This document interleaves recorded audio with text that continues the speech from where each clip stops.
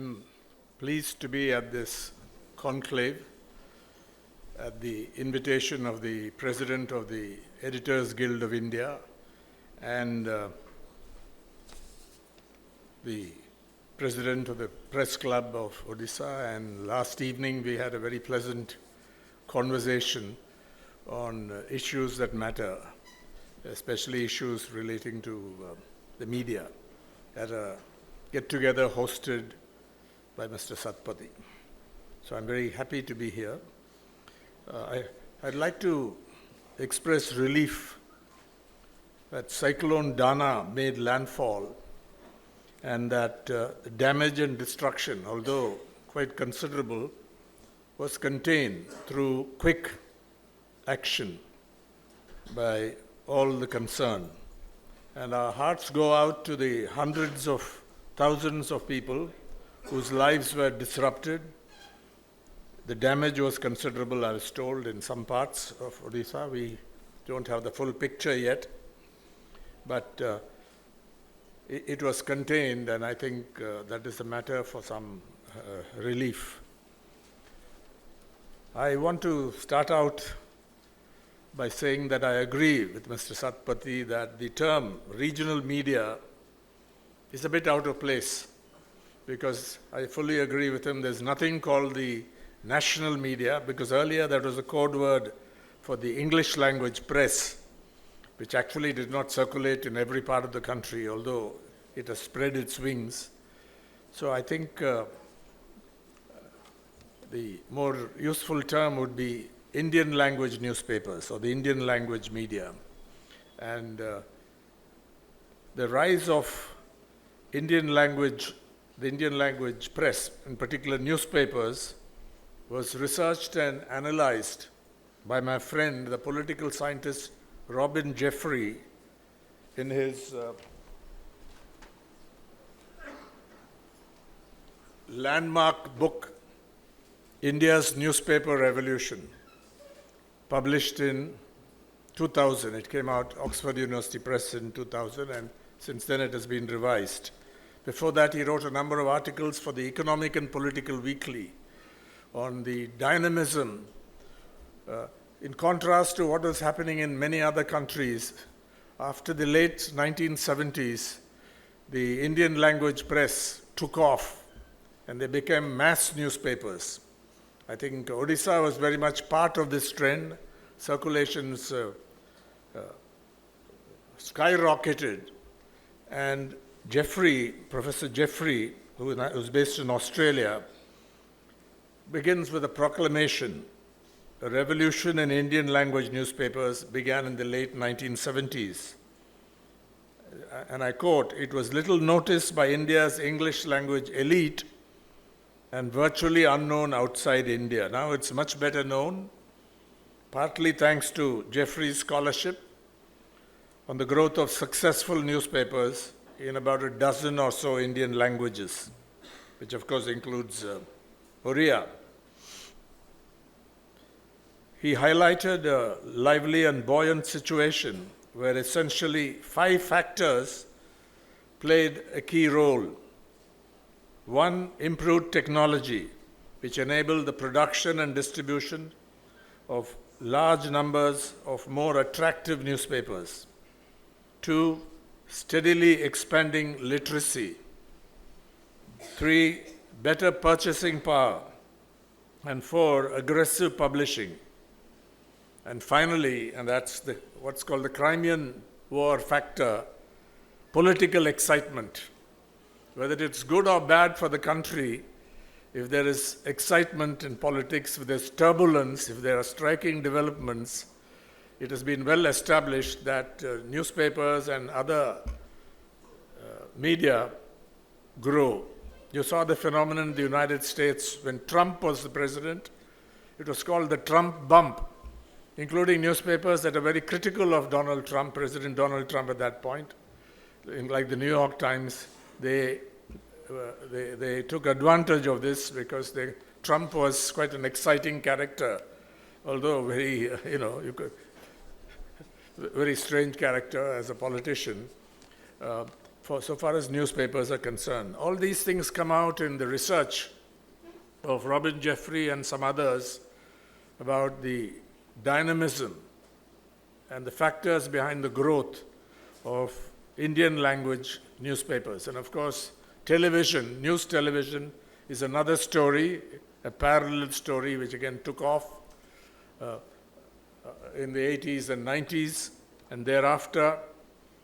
But today, a quarter century after Robin Jeffrey published this important book, which in a sense it both analyzed and celebrated the rise of or what is called India's newspaper revolution, the scenario has clearly changed, has evolved and clearly changed profoundly.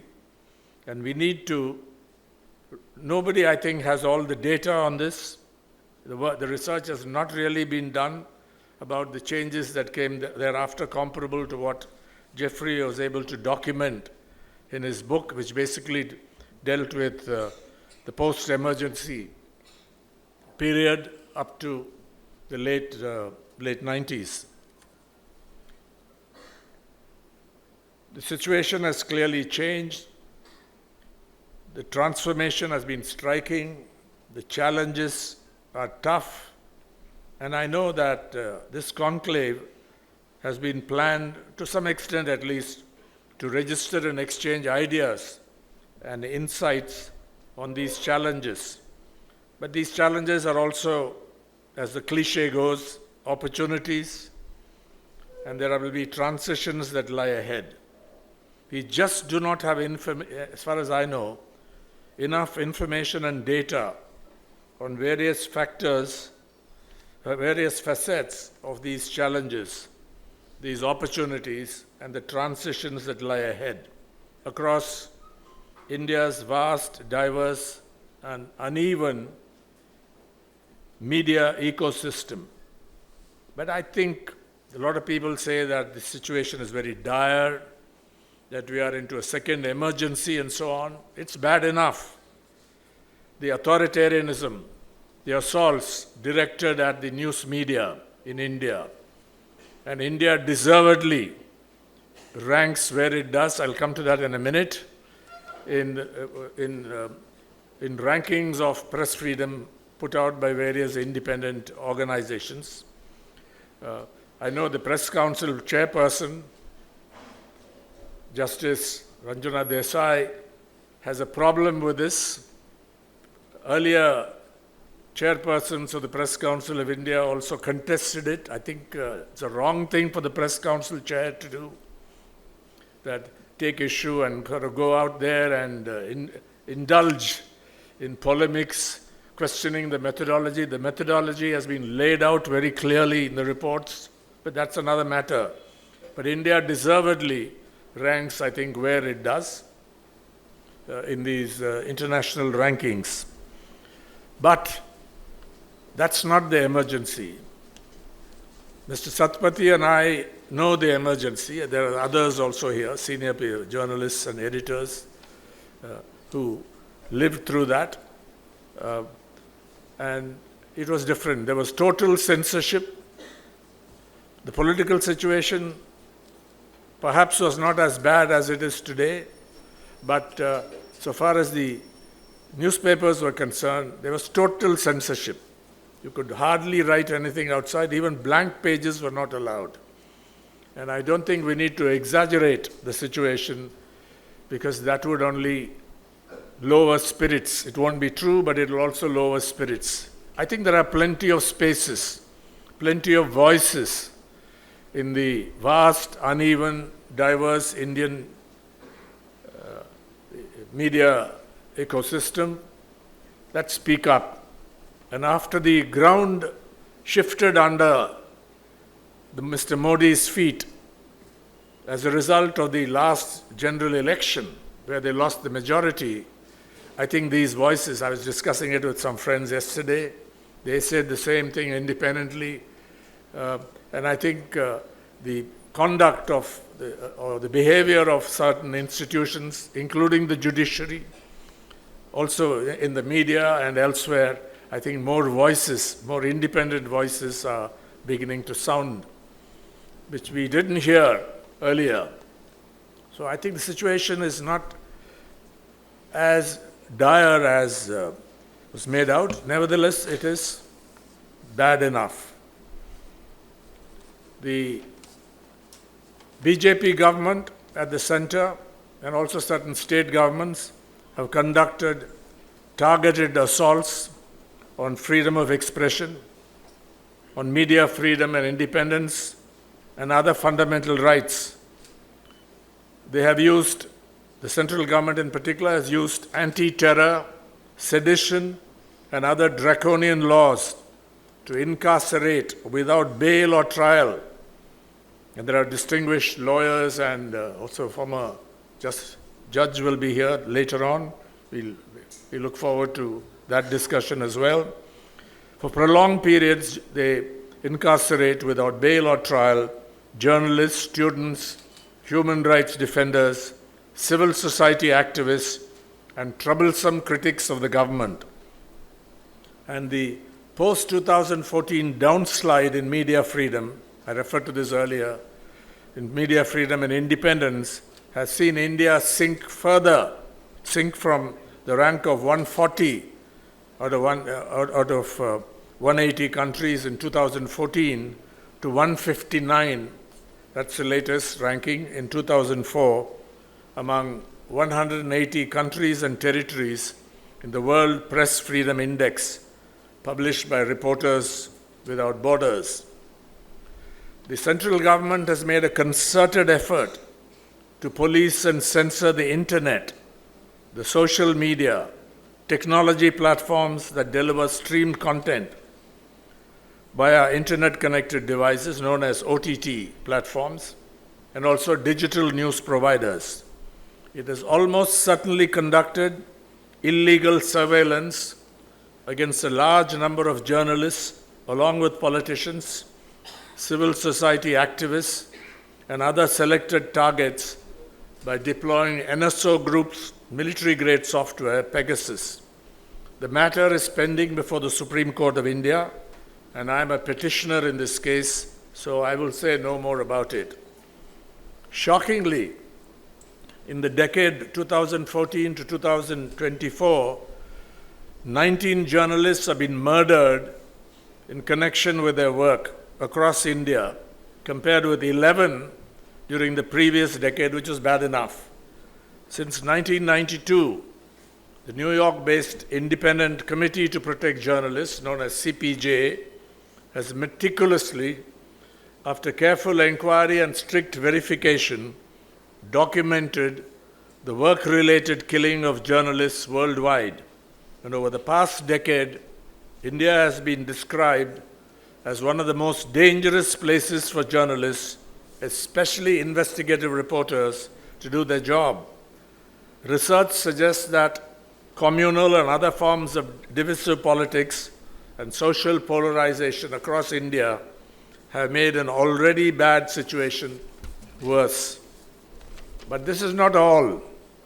Since 2008, CPJ has been publishing an annual Global Impunity Index. The Global Impunity Index is a quantified ranking of countries where journalists are murdered, the cases remain unsolved, and no conviction has been obtained.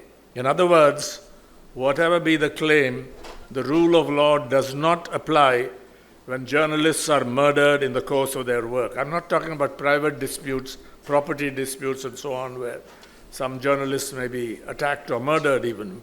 But these are murdered in connection with their work, because of their work, in the course of their work, and this is well documented. I regret to say that year after year, India finds itself among the dozen or so countries that figure in the Global Impunity Index. In fact, India is a founding and permanent member, it seems, of this club of shame.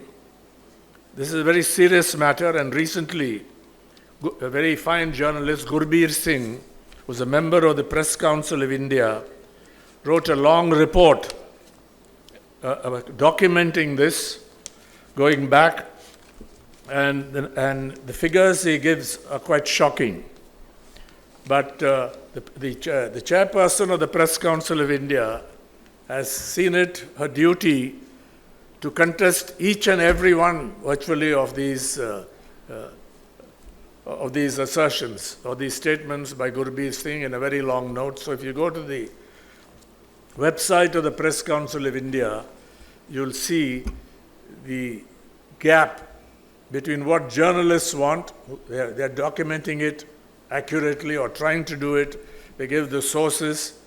But a stance has been taken unfortunately, by the chairpersons, not just this one, of the Press Council of India, contesting this or raising questions about methodology and so on. And this matter has to be, I would suggest for students of journalism and researchers, this is an area that should be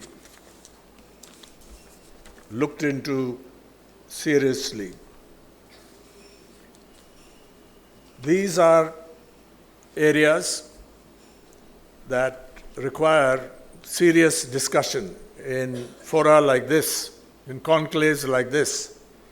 I want to compliment my friend, my young friend, Anant Nath, President of the Editors Guild of India, and also the last 2 or 3 presidents and with their teams for taking up the issues immediately. If you want one body of journalists that responds quickly, at least in form of statements, I think it is the Editors Guild of India. I've not had any in-depth association with the Editors Guild of India except to support or read their statements and so on. But if you go to the website, I don't think they have a good enough website though. Maybe Anant can do something about it. But you'll learn a lot. So I really want to commend this. People shouldn't feel helpless or defenseless because there are bodies, there are press clubs, good press clubs. Sometimes the press clubs get involved in factionalism and so on. And Chennai is an example of that. We are still trying to reform it. But you obviously have a very good press club going with a lot of cooperation among both seniors and younger people. But I think these efforts are important. The work of associations of working journalists, the Editors Guild of India and the Press Club, if they all get together, the kind of the resistance which seems sporadic at this point of time can become more organized, more concerted and more effective. And just as the political situation compelled the government to withdraw the broadcast bill, I think we can win battles like that, or particularly on attempts to police the internet and other legislative initiatives that may be in the offing.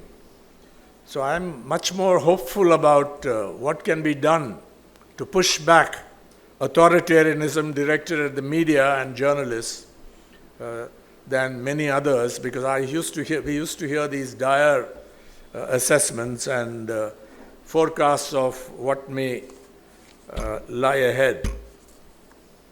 One other factor before I move on to, I had a discussion and I was told there would be a lot of interest in the likely impact of artificial intelligence, particularly generative artificial intelligence, Gen AI as it's called, on the media. It's an area of great interest, and perhaps there has not been enough discussion on this in India, although elsewhere there's quite a literature on this subject.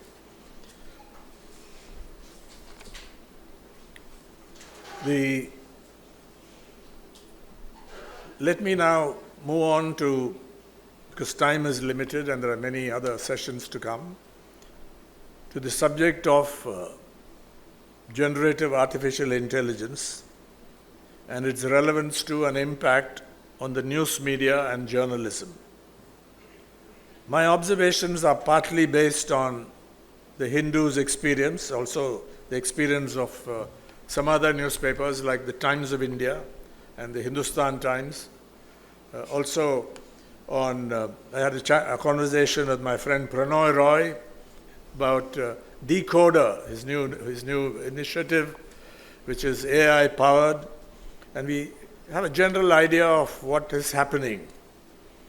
The general claim is that Gen AI presents attractive opportunities for the news media, with the promise of making our work easier and better, taking the drudgery out, and improving productivity. This would allow journalists to focus on the most significant part of their work. Here I want to digress about what journalism is about for a few minutes, because I think it's very important to have a conceptual framework about what this is all about. What are the central tasks of journalism? One, what are its functions or roles?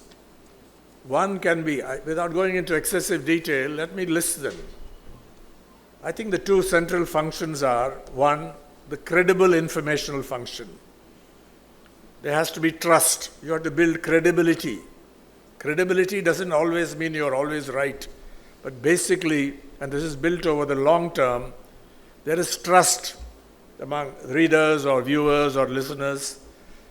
Find you credible or trustworthy, at least prima facie. It doesn't mean that they rely on you for everything, but this is a central function without which no newspaper, no news television channel, no news radio station, or digital news provider will be able to sustain itself. There are those which are purely propaganda agents, and I don't think they have a great long-term future. That's a central function number one. But it's not enough to be credible, to provide credible information. There is a second central function, which is a critical function. By whatever name called, you're critical, you're analytical, you're investigative, you take on a watchdog role if you like, but it goes deeper than merely reporting the facts and so on in a credible way. So it's a critical function, it's an analytical function, it's an investigative function. And it also it tries to make sense. And related to these functions are derivatives, like providing a forum for different views to come together to contend.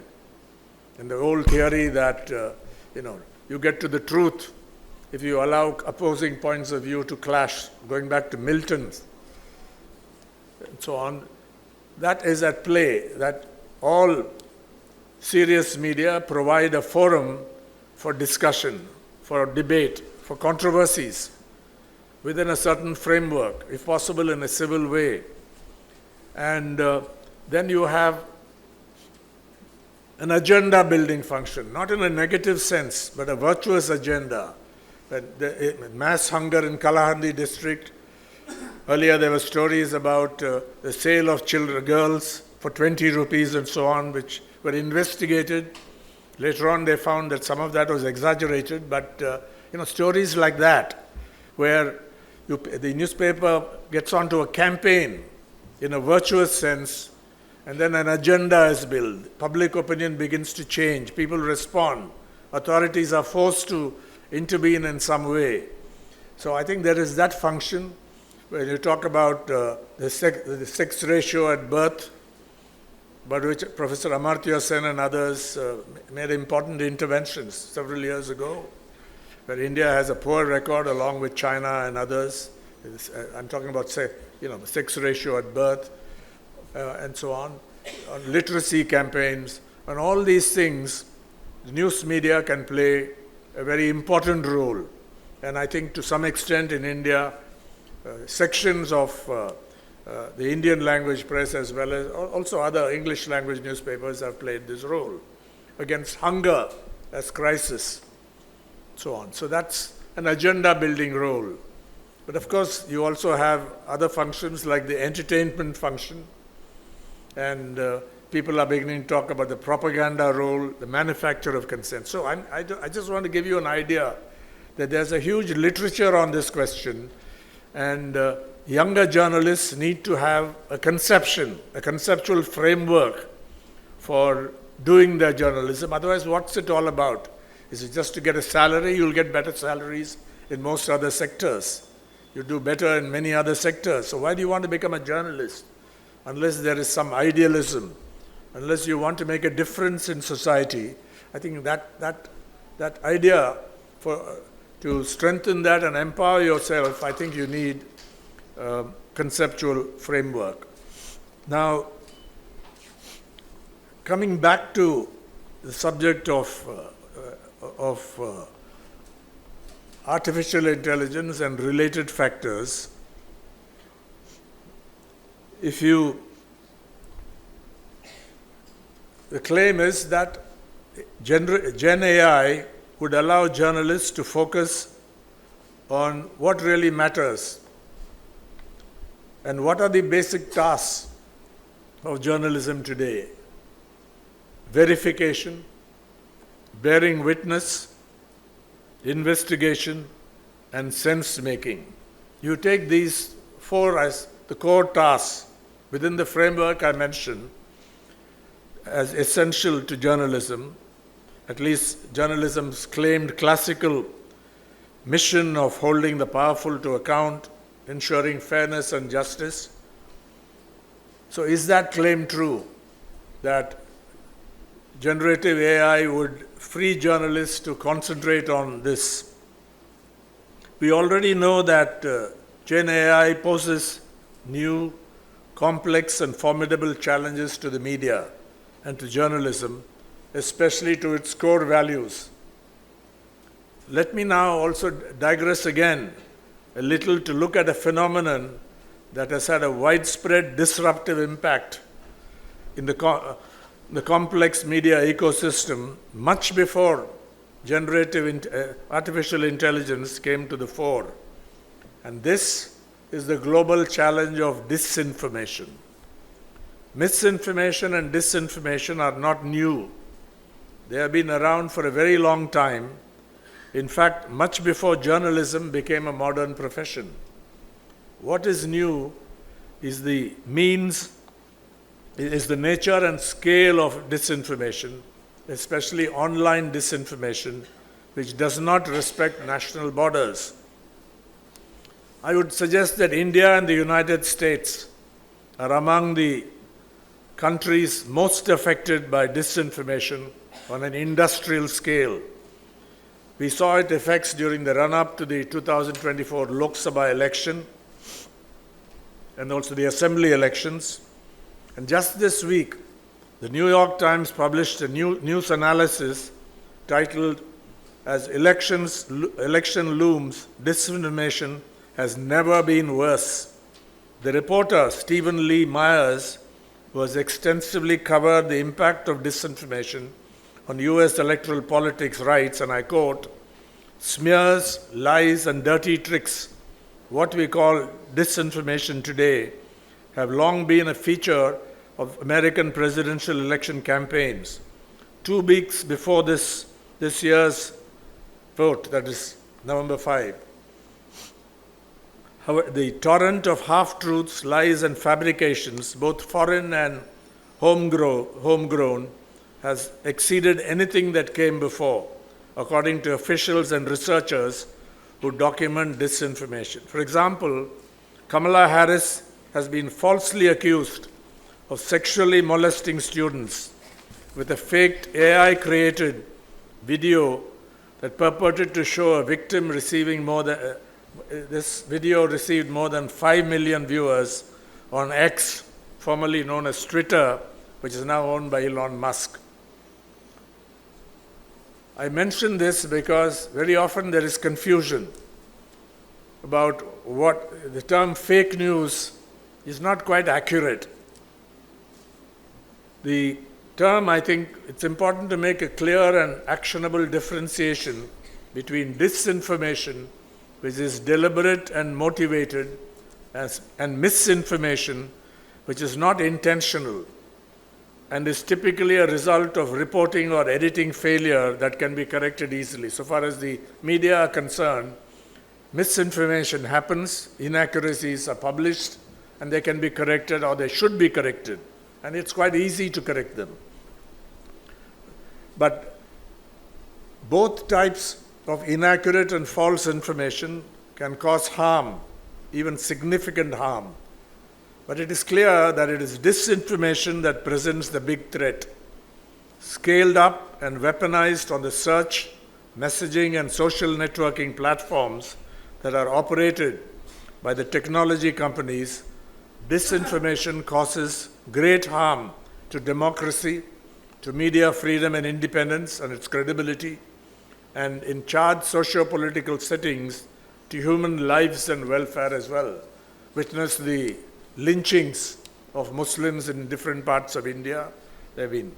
Fortunately, they've been contained in recent times, but there have been plenty of instances because of what is posted on the social media, particularly WhatsApp groups, which are closed. AI's easy accessibility to anyone with a smartphone means that disinformation and misinformation can be instantly disseminated on social media platforms. Depending on the socio-political circumstances, motivated fake news, as disinformation is popularly known, can find wide acceptance in society and in the polity before encountering a measure of resistance from credible professional media and from standalone fact-checking organizations. Fortunately, we have an excellent fact-checking organizations operating on a slim budget, small team, alt news, and also there is Boom, and then you have fact-checking units within large media organizations. Also, they are doing a pretty good job, I think, but they need to be popularized, the checks. In the case of alt news, they are more than just fact-checking, they do good investigations. And technologically, they're quite sophisticated in the tools they use to detect disinformation.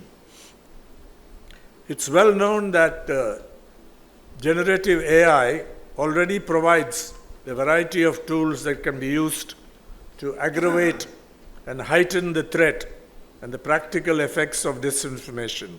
One example is toxic deep fakes that have already taken a deep toll of people's reputations and lives, particularly women's lives. Women journalists are targeted.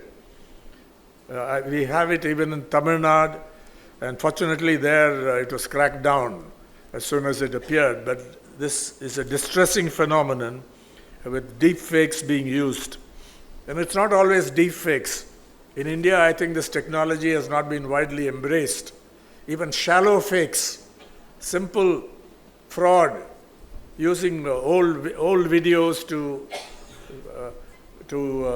assert that it's happened recently, and even changing the actors who are involved in this. All this works and finds common acceptance and leads to distressing results. It's perhaps less known that generative AI holds the potential to detect and expose disinformation and deepfakes and thus mitigate the harms. That at any rate is the claim, but the actual results will be known only in the future, because that's 2 or 3 years down the road, we are told, that the ability of these tools to detect deepfakes. The challenge, and you can say the opportunity for professional journalists and media organizations, is thus twofold. Use AI to the extent possible without bypassing established processes of verification and accountability, and help in the fight against disinformation and misinformation quickly and effectively. The Hindu is a partner in an ongoing BBC-sponsored initiative called the Trusted Media Initiative, TNI, that seeks to do this in both well-established and innovative ways. As our newspaper's representative in TNI summits, I know how tough and complex the challenge of countering disinformation is. Project Origin, you can look it up, there's a website, in which the BBC and Microsoft have leading roles, is an alliance of organizations from the publishing and technology world that work together with an engineering approach to create a process where the provenance and technical integrity of content can be confirmed. Project Origin's ambitious goal is to establish a chain of trust from the publisher to the consumer, but it is still a work in progress. Disinformation aside, AI's vulnerability to what is known as hallucination poses a problem. In AI speak, hallucination is the unpredictable propensity of large language models, or LLMs, to perceive patterns or objects that are non-existent or impossible to human observers, and to make up facts and generate outputs that are nonsensical or grossly inaccurate. There was a famous case of AI. A lawyer's firm in the US did this. It cooked up cases that didn't exist. Some lawyers would be familiar with this. And that is the result of what is known as hallucination. AI experts concede that while several of these issues have been addressed and resolved, even in the best of circumstances, the use of AI tools can have unforeseen and undesirable consequences. It follows that this should make us pause and exercise caution in the use of these tools. Aside from the problem of hallucination, there is the historical baggage Gen AI carries of different perspectives and biases of other people's dominant but possibly ill-informed views and narratives. Reputed media organizations, I give the example of the Financial Times, the Hindu or the Hindustan Times or the Indian Express, and several Indian language media houses, they explicitly and publicly commit themselves, or they should, to the proposition that there will be human oversight at every level in the use of AI, and that there will be a professionally trained human at the end of the process. It's called human in the loop. Whether this commitment can be sustained as Gen AI becomes more and more pervasive in journalistic and news media operations remains to be seen. Unless the core editorial values are deeply and strongly secured within the news organization and in journalistic practice, the temptation to stray away from well-established professional ethical standards, transparency, protocols, and social responsibility in the use of AI tools, this will be hard to resist. The temptation will be too great as the process advances. You can already see the widespread use of ChatGPT by reporters, columnists, editorial writers, and others across the Indian media ecosystem. And we do not know if the core editorial values that the Editors Guild of India or the Odisha Press Club of Odisha advocates are being respected in practice. We must ensure that whatever AI tools are used for generating summaries, newsletter links, translations, transcriptions, formatting,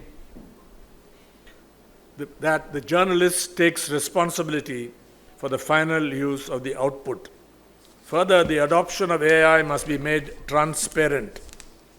In every case, transparent to readers and viewers so as to ensure the integrity and credibility of the journalism. The company that published the Hindu and other group newspapers has a fairly comprehensive draft generative AI usage policy, which has not yet been settled, but it will be done soon and adopted soon. But the processes are already underway. To ensure the responsible use of AI, there are guidelines for transparency, explainability, and accountability. AI-generated content must undergo human review to check for appropriateness, accuracy, and compliance with inclusion principles, particularly gender inclusivity principles.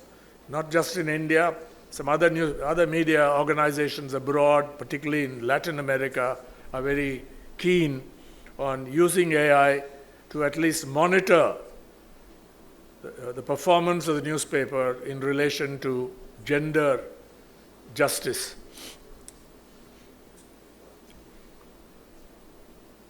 To ensure data security, only essential and non-sensitive data are given as input into AI system. Because we do not, the AI systems, the big companies, the big players do not disclose many of the details that should be public. For example, what they train on. And there are already lawsuits by the New York Times and others against OpenAI for, in effect, stealing their material, violating their intellectual property rights, their copyright, and so on. And we have to see where this goes. But the short point here is we do not know enough about how they do what they do. They are not transparent. So feeding sensitive data or giving them as an input into AI systems is a big risk. All employees are being trained on the ethical use of AI, data privacy, and security. We monitor AI use for compliance and legal standards, with periodic audits to be put in place to ensure ethical AI deployment. AI models are rigorously being tested through demo phases and proof of concept before being deployed in production. Fine-tuning and prompt engineering are applied as necessary. All this sounds very impressive, but the actual application, the actual impact of the use of AI is yet to be felt in a very serious way. You can say the impact at the moment is secondary or even peripheral in many areas, but there's but plenty is going on behind the scenes to see and test these tools. And I think in the Times of India, they are ahead. They've been doing this for quite a while, but we do not know enough about it. Only organization-approved AI tools through office accounts can be used by our journalists. Tools such, I'll come to this in a minute, tools such as the Hindu Style Guide, the Hindu Search Engine Optimization Guru, and the Gender Bias Analyzer are used to standardize content, ensure SEO optimization, and mitigate against gender bias in articles. And we use external AI tools, including OpenAI's ChatGPT, Microsoft's Copilot, Google Vertex, Gemini, and Perplexity for these projects. The 6th World Media Summit, held earlier this month in Urumqi in China, had as its theme AI and media transformation. Addressing the plenary session of the summit, the Hindu's editor Suresh Nambat stated that, and I quote, "We believe in using AI to maximize the use and reach of existing content through translation and transcription, to personalize subscriber experience through newsletters and summaries, and as we go along, to generate news from clearly identified structured data sources such as financial reports, sports scores, and weather data. They will, however, not substitute for journalism that interprets the data and provides context and insights." He entered the important caveat that despite its transformative potential, AI's creativity is limited by its reliance on pattern. This I've already mentioned. Now I'll come to specifics. I requested our CEO, because it involves both business and editorial functions, to give me a note for this conclave on what has actually been adopted. So far as we are concerned, the Hindustan Times is also active in this, and as I said, the Times of India probably has a lead in trying to apply this. I don't know enough about various other media organizations, including the Indian Express, which is also quite active in this. But so far as our experience goes, I think it'll be useful to be specific. Obviously, the most useful application so far, and India, I think, is not ahead in this. India is lagging behind developed countries so far as applications of Gen AI tools is concerned, which may not be a disadvantage. I think we have time to review it. Going slow may actually give us some advantages in this respect. But clearly, the most important application is search engine optimization, meta description.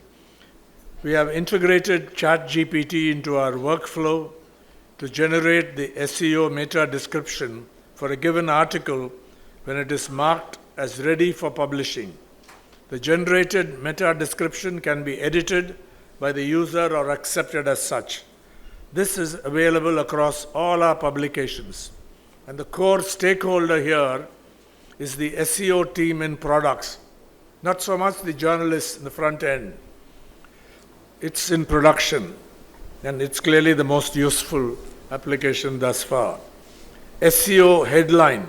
The AI model will generate the SEO headline for the given article. This will be integrated into the workflow. To be clear, the headline is mainly for machine reading, that is search engine and their consumers. And this headline will not appear in the article or on the page, print or digital. It's available for all publications, but we encountered some problems with this product, and it is waiting to be deployed. 3, News Digest. An editor can give a number of our article links to the engine, and it will write an introduction and give a summary of each link and generate the newsletter. This doesn't relate to core journalism, it relates to subscriptions, so on, and this is under trial by subscriptions. We'll roll out to editorial after subscriptions the department gives their feedback. News quiz, custom GPT to generate a quiz with 3 questions and multiple choice answers. This format is based on a given article. The claim is this will help in reader engagement, and the core stakeholders are editorial and product developers. The status of this is it's on trial by Young World. It's one of our sections. We'll roll out after feedback. News poll, custom GPT to generate a poll based on a given article. Core stakeholders, product and editorial. This is on trial by Business Line, a business daily in the group. Social media post generator. The model will generate posts optimized for Facebook, X, and LinkedIn, keeping in mind the character restrictions of each format, as well as the tone and nature of hashtags. This is waiting to be deployed. Video description, and this may be of interest to a lot of people, and chapterization. The model will process the video to be published and generate a video description, as well as to give the timestamp markers to divide a long video into chapters. And this has been deployed and rolled out for testing. Another interesting application is style guide adherence, style and usage guide adherence. The model, we have a style and usage guide, and the model will evaluate and score a given article for its adherence to the style and usage guide. And the core stakeholder here is the news desk or the news desks. It has been deployed. We received a lot of feedback, and it's undergoing further training based on the feedbacks. Podcast generator, again, may be of interest to you, a lot of you. Convert an article into a script and generate audio core stakeholders. This is a challenging application. It requires a lot of training, and it is in the works. user needs scoring. The model evaluates and scores a given article against user needs models, and this is in the works, requires extensive training. And finally, audio transcription. We have trained journalists on using Google Pinpoint for getting transcriptions from audio files. And we are also building an app for doing this in a simple way. I don't want to suggest that the Hindu group is far ahead of anyone else, but there is active work going on, and a lot of these products need further testing. You need to get feedback. You'll get some flack, you'll get hallucinations, you'll get inaccuracies, and it's quite an interesting game, but a very complex game. And as I said, I think India is lagging in this respect. This is not going to be a huge problem. The claim that AI is going to transform journalism completely is, I think, overblown. I think a number of journalists are worried whether their jobs will be taken away, particularly reporters. I think if that's going to happen, that is not going to happen very soon.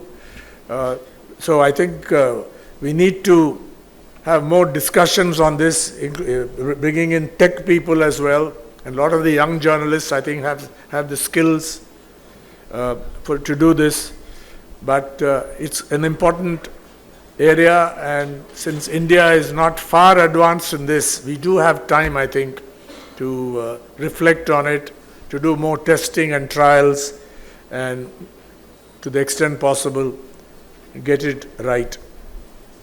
So I just want to, I think I've taken quite a lot of your time, but I think I want to end on the note that people like me believe in the core values of journalism, the functions that I referred to earlier, the credible information function, the critical, analytical, investigative function, the need to serve as a forum for different views to contend, and the agenda building role.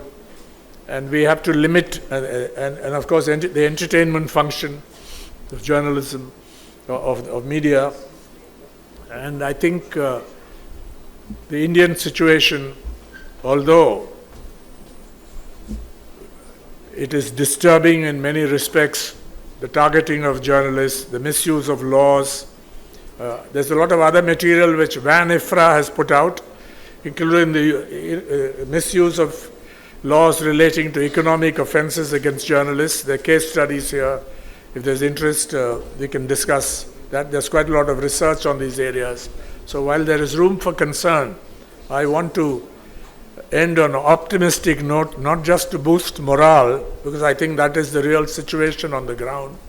Given the way the political situation is evolving in India, I think the vast, diverse, and uneven, mixed up Indian media, I think we have an important role to play in the immediate and intermediate future. And I thank the Editors Guild of India and the Press Club of Odisha, their leaders who are here, for this opportunity, and also for holding the other sessions which we look forward to.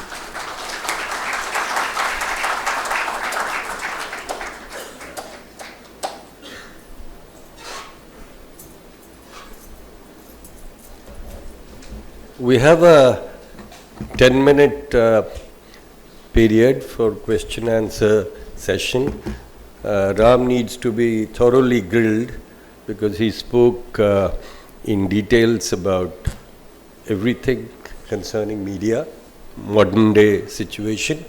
So if anybody has any queries, yes, the young lady there. Could a mic be given to her, please? The cordless there.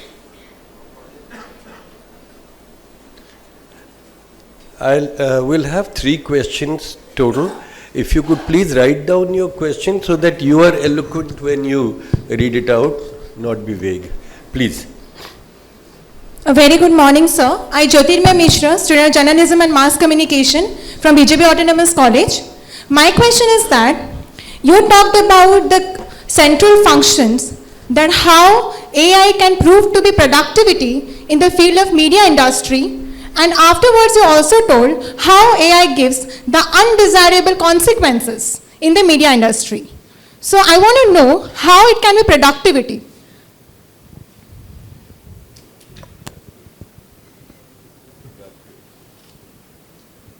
I think so far it has been productive in fairly minor ways, but since putting it out on the internet is very important,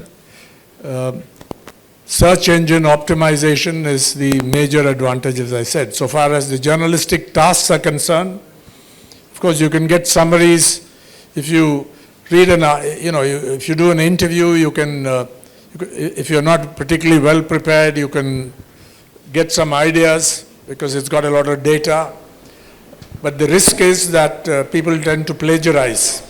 And I think a number of young reporters, they have to watch out against this because it's very easy to, for example, if I want to write an article on what happened in the Lok Sabha election and say, go to ChatGPT-4 and ask it to give me a 500 word or a 750 word or a 1500 word. There are limits to that, the word length.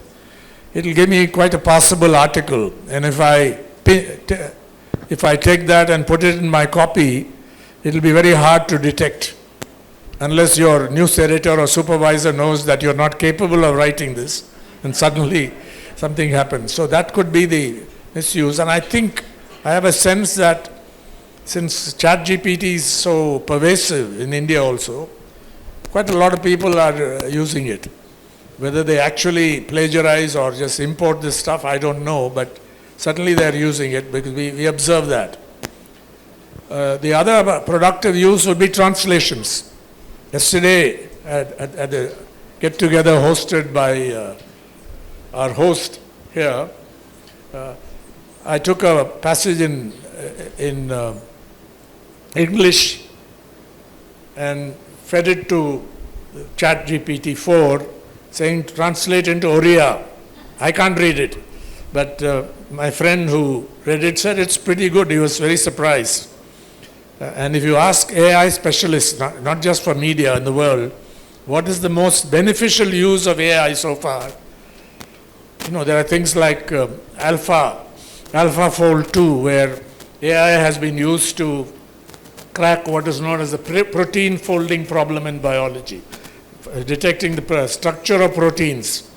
What used to take a year or two now can be done in minutes, and it's available free in what's put out, the tools made available by Google DeepMind. So it's a Nobel has been won this year.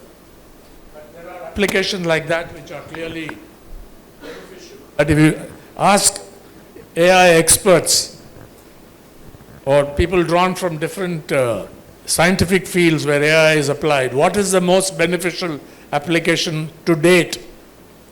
The unanimous answer will be translations.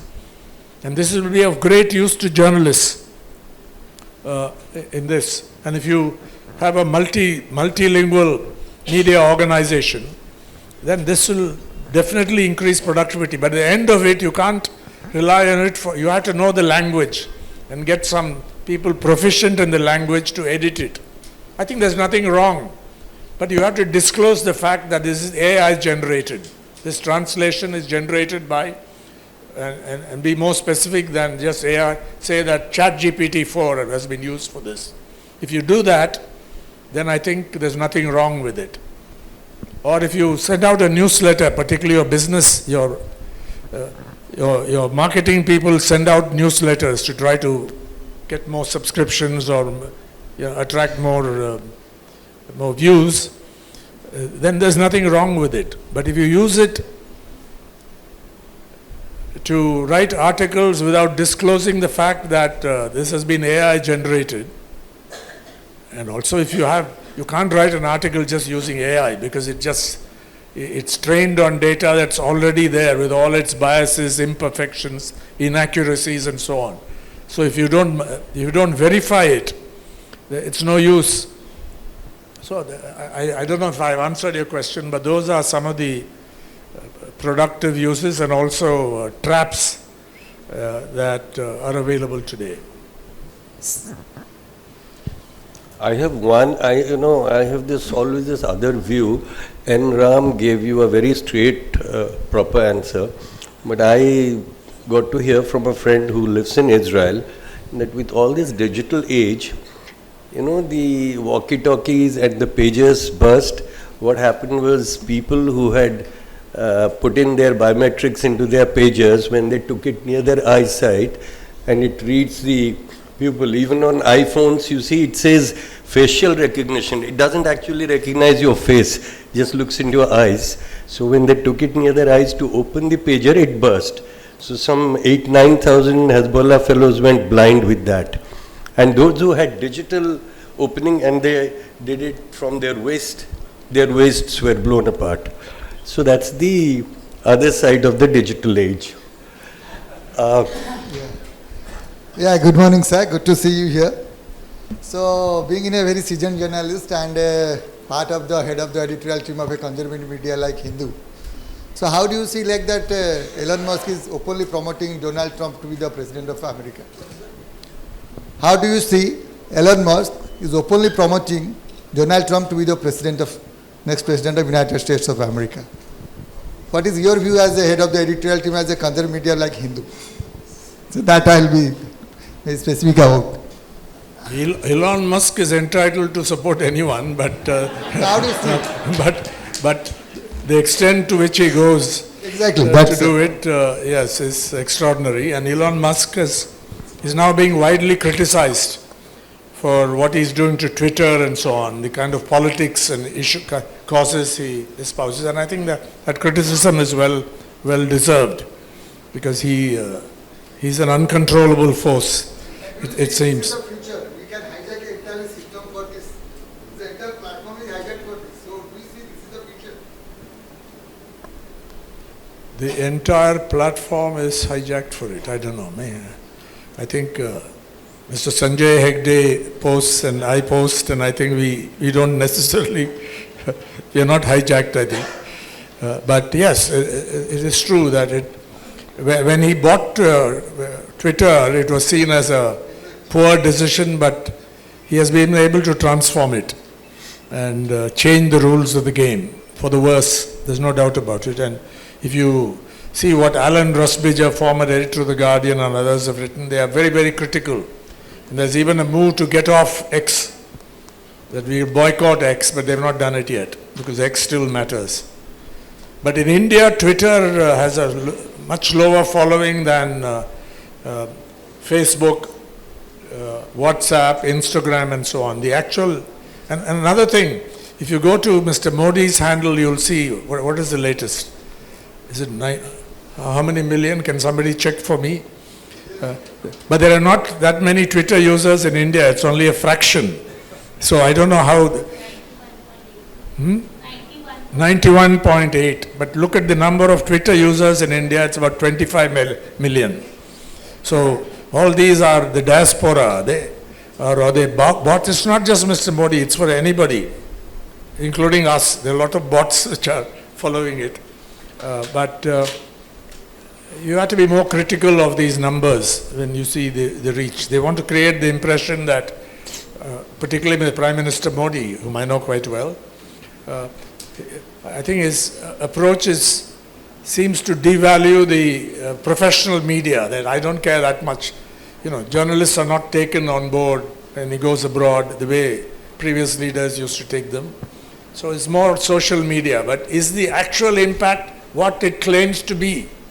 The social media, this has to be researched. And I think it's exaggerated, greatly exaggerated. We have one last question. Time is running out, so quickly. Thank you for getting it drafted. Very good. So my name is Saswat Panigrahi. I'm an independent journalist. I have worked both in regional media and national media. I have seen some very concerning trends. Odisha only makes headlines during natural calamities, and otherwise the state disappeared from national headlines. Why it is so? Number two, when Health Minister of Odisha was shot dead in January 30, 2023, Hindu featured the story in other state section. It couldn't make it to the front page. Why?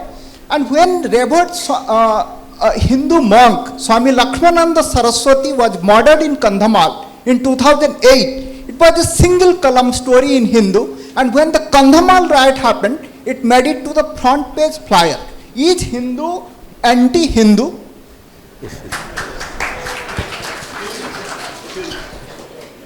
I think you can figure that out for yourself. Yes.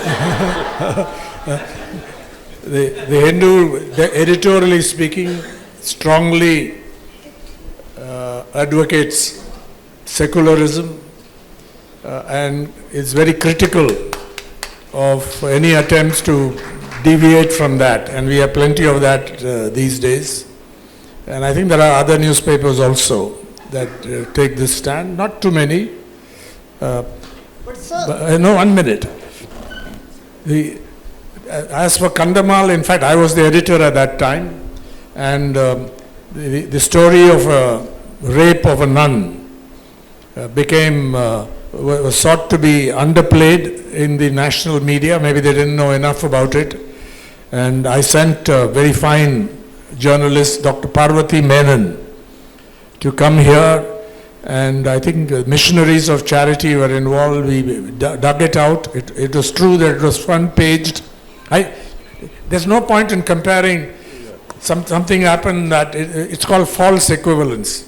Somebody was murdered, of course it's published. But here was the story that had been underplayed, that had even been suppressed. No, please. No. You ask me a question, do me the courtesy of listening to me, and then you can come back if there's time. Now or later. So it was an investigative story, and to the credit of the Chief Minister of the day, Mr. Naveen Patnaik, he acted on this basis once it came out. And the matter was dispersed. Secondly, Odisha doesn't get negative publicity. In fact, in an award that we give, Sports Star Award, year after year, the state that wins, the state that does most for sport is Odisha year after year. And twice the Chief Minister came to Mumbai to receive the award personally. And I think also there's been a lot of analysis about governance in Odisha, studies-based, which we have published, several pages.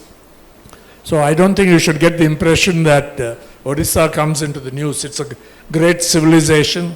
I know that Oriya is a classical language. There's a lot of culture, dance forms and so on. I think there is a great deal of respect for Odisha, but also surprised that a fairly low-key political leader was able to win so many terms. So what's the secret of that? And there's been quite a lot of analysis published on this. We took, in cooperation with CSDS, they did some very good surveys.